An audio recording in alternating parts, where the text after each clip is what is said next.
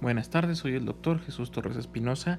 Nos encontramos en la asignatura de farmacología. Iniciamos en las clases anteriores la revisión de el tema de antibióticos.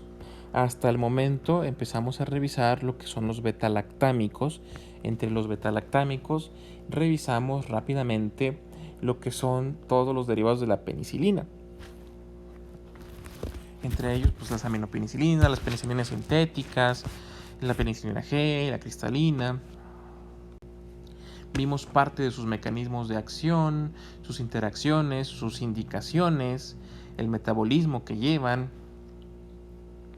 Y luego pasamos a ver lo que son las cefalosporinas. Un grupo que, como les mencioné con anterioridad, pueden recordar haciendo uso de los diferentes sonidos fonéticos, o sea, cómo suena el nombre del medicamento. Entonces son todos los que tienen el cef al principio.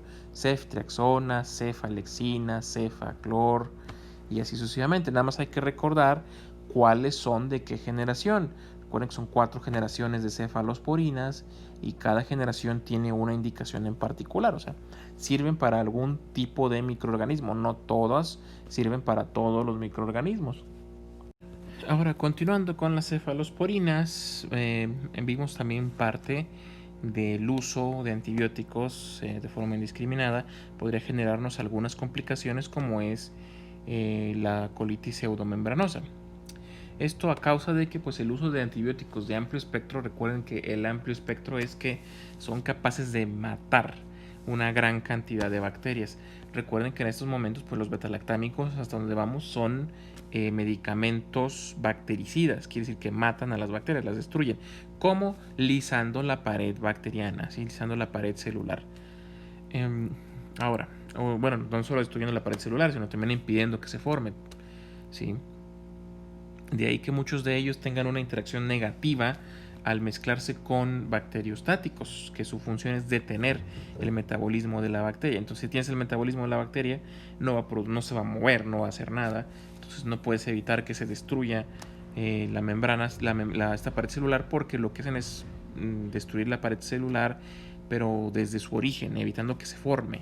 Si ya está formada y ya tienes a la bacteria, pues no va a pasar nada. Sí, entonces eso, si mezclamos esos dos, eso disminuye mucho su eficacia.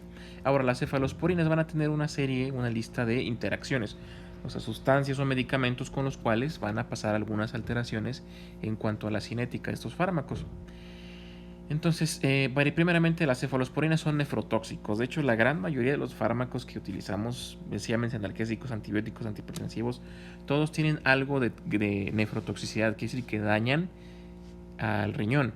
Otro ejemplo de esta situación de nefrotoxicidad pues son los aminoglucósidos, otro grupo de fármacos que vamos a ver más adelante, la furosemida, que ya revisamos que es un diurético, la anfotericina B es un antimicótico bastante potente, ¿sí?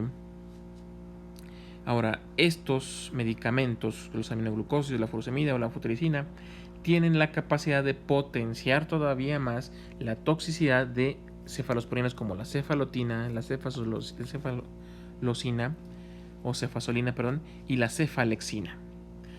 Como muchas otras recomendaciones, no es recomendable mezclar este tipo de antibióticos con el alcohol, ¿sí? Porque puede incrementar todavía más su toxicidad.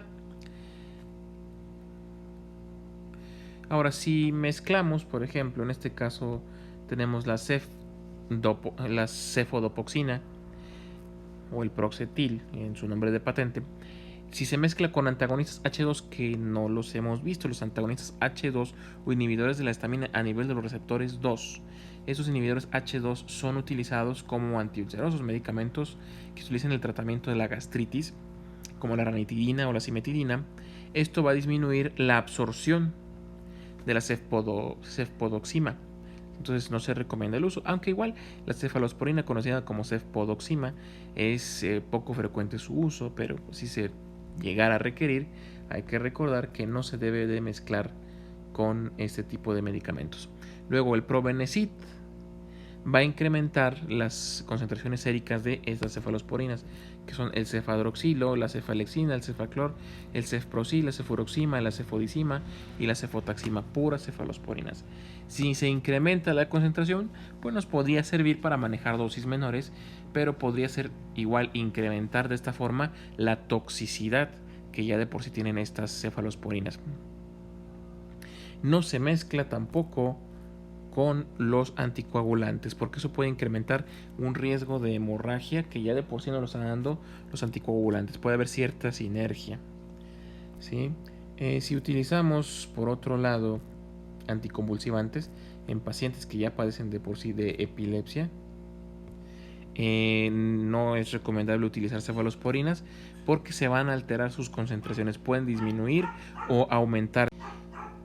Ahora, en cuanto a las indicaciones, o sea, en qué medicamentos vamos a utilizar, en qué patologías vamos a utilizar estos fármacos, pues hay que tomar en cuenta las ventajas que estos ofrecen en torno a otros. Primero, pues son bactericidas.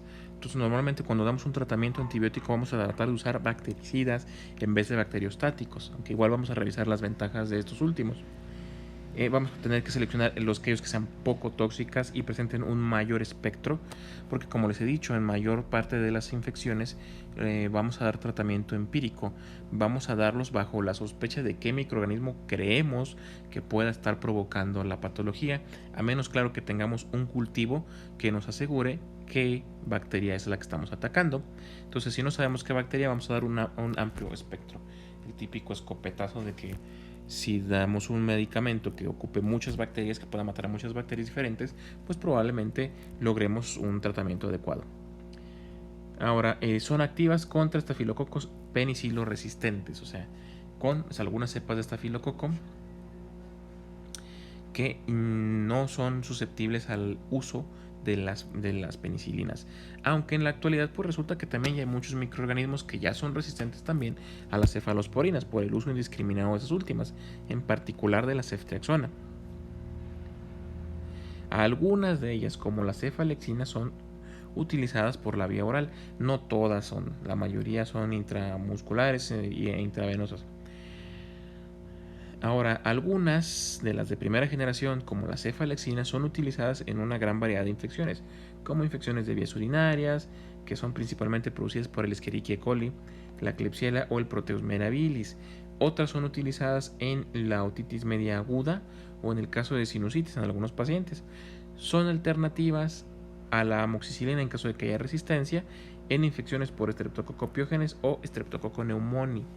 Esto pues solamente lo podemos sospechar a menos que mandemos a hacer un cultivo de secreción que ya nos dirá si esta bacteria está presente o no está presente. Varias de estas son utilizadas en infecciones del tracto respiratorio superior porque pues resulta que los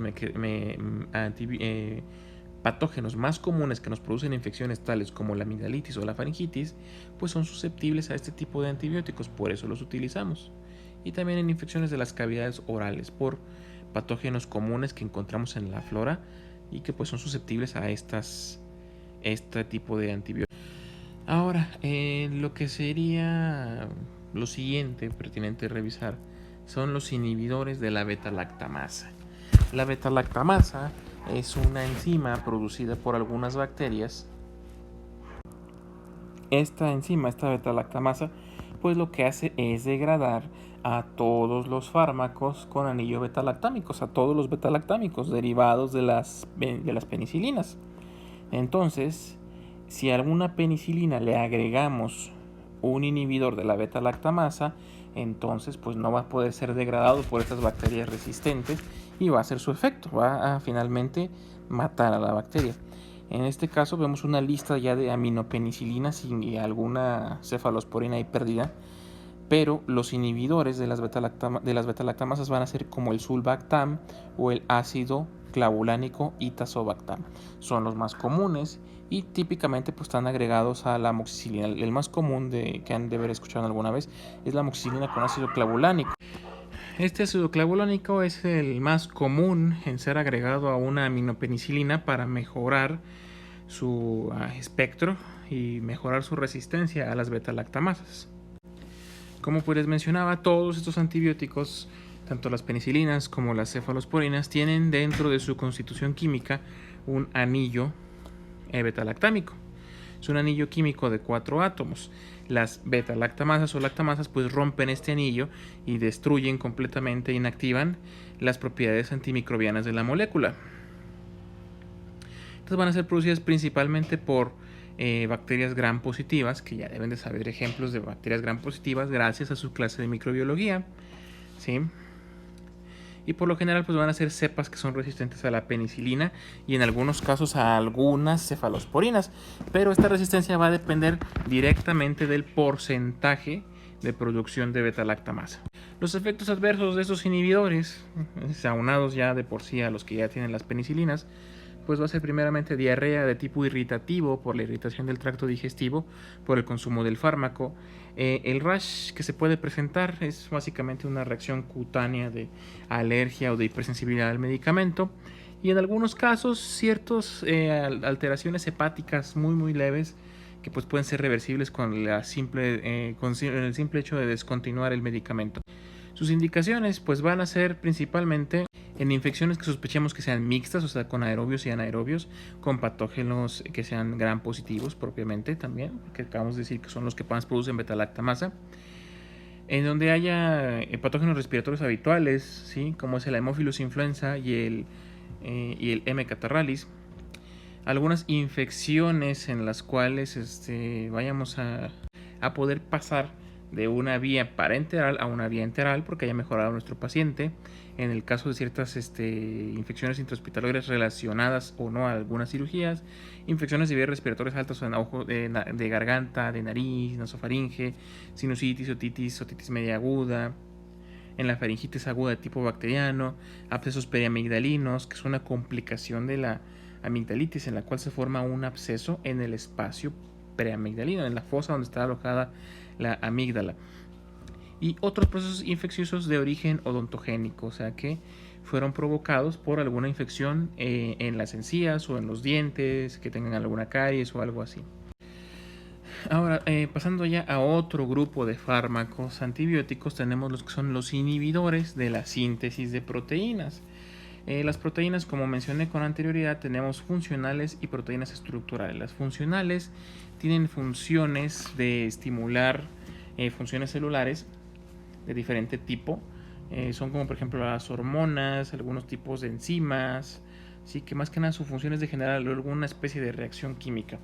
Y las estructurales, que su función es pues precisamente formar estructuras, formar parte de la célula, de la membrana. Entonces, si evitamos que se generen estas proteínas, pues vamos a provocar varios efectos lesivos en la bacteria que van a acabar en su muerte, propiamente dicho. Son bastante antiguos, la mayoría fueron descubiertos en los 30, muchos ya son muy probados.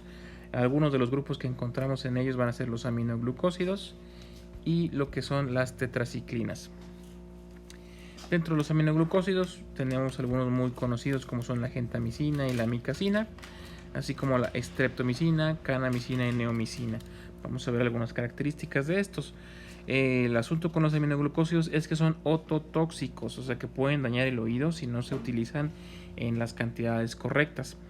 Y por ejemplo la neomicina no se absorbe en general por el tracto digestivo, entonces y aparte es un poco tóxica si llega al torrente sanguíneo, entonces es utilizada como antibiótico tópico. También tenemos las tetraciclinas, de las cuales la más conocida es la doxiciclina y la tetraciclina. Las otras dos también son utilizadas, aunque en menor medida, como la minoxiclina y la tigeciclina. Otro grupo aparte que también tiene este efecto de ser inhibidor de la síntesis de proteínas va a ser lo que son los macrólidos. ¿Sí? Estos macrólidos son ya bacteriostáticos, o sea que van a limitar el ciclo de vida de la bacteria. En estos encontramos la eritromicina, la citromicina, lincomicina, claritromicina, clindamicina. Son antibióticos relativamente recientes y van a tener una actividad directamente en los ribosomas.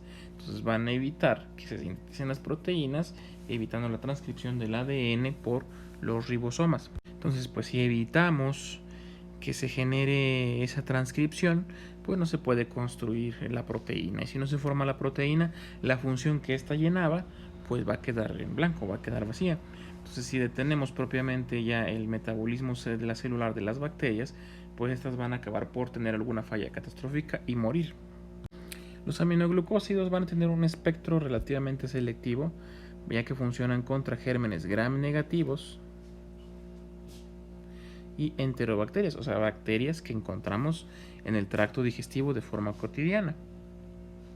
Los podemos clasificar en 3 grupos según de quién son derivados. Entonces pueden ser derivados de la streptomicina, de la neomicina o de la kanamicina. Los derivados de la streptomicina tenemos la divecacina, la gentamicina y la neomicina como tal.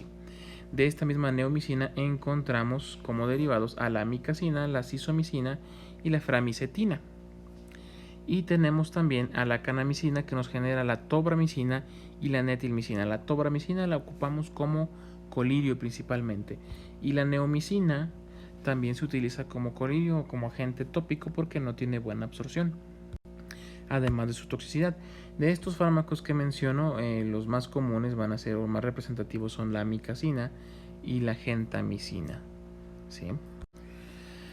Ahora podemos utilizar como mnemotecnia para recordar varias características de estos medicamentos el acrónimo LATME. L se refiere a la liberación. Entonces, su liberación va a ser principalmente por vía intravenosa e intramuscular. No tienen buena absorción por vía oral, entonces no se pueden utilizar en tabletas. Todos son inyectables, ¿sí? Su absorción, aquí está mal escrito absorción, ¿sí? Vamos a ver como que no lo vieron. Su absorción, o sea, de ahí es la A del ADME, va a ser principalmente pues, por vía sanguínea, ¿sí? A través de la sangre. La sangre los va a repartir a donde tienen que llegar, ¿sí? Puede atravesar la placenta, pero no atraviesa la barrera hematoencefálica. Esto se refiere a distribución, liberación, absorción y distribución. El metabolismo, no se metabolizan, se excretan exactamente así como antes, entonces no van a alterarnos al metabolismo hepático. Y su eliminación va a ser a través del riñón. Este acrónimo lo podemos utilizar para describir cualquier fármaco. Son los mismos pasos: liberación, absorción, distribución, metabolismo y excreción, ¿sí? Entonces cualquier medicamento es susceptible de este acrónimo LATME. Y como pues mencioné, en cuanto a la liberación, pues como les digo, muchos de estos fármacos no se absorben bien por vía enteral, entonces se prefieren todos inyectables. Por eso es que encontramos entre ellos varios que pueden ser utilizados de forma tópica, ya sean colirios, o sea, gotas para los ojos, gotas para el oído, ¿sí? O que pueden ser vilmente utilizados como antibiótico tópico, como la neomicina, que muchas veces se agrega, por ejemplo, a algunas cremas o pastas utilizadas en procesos de cicatrización, pues para agregar cierta protección a las heridas y evitar que haya una infección posterior.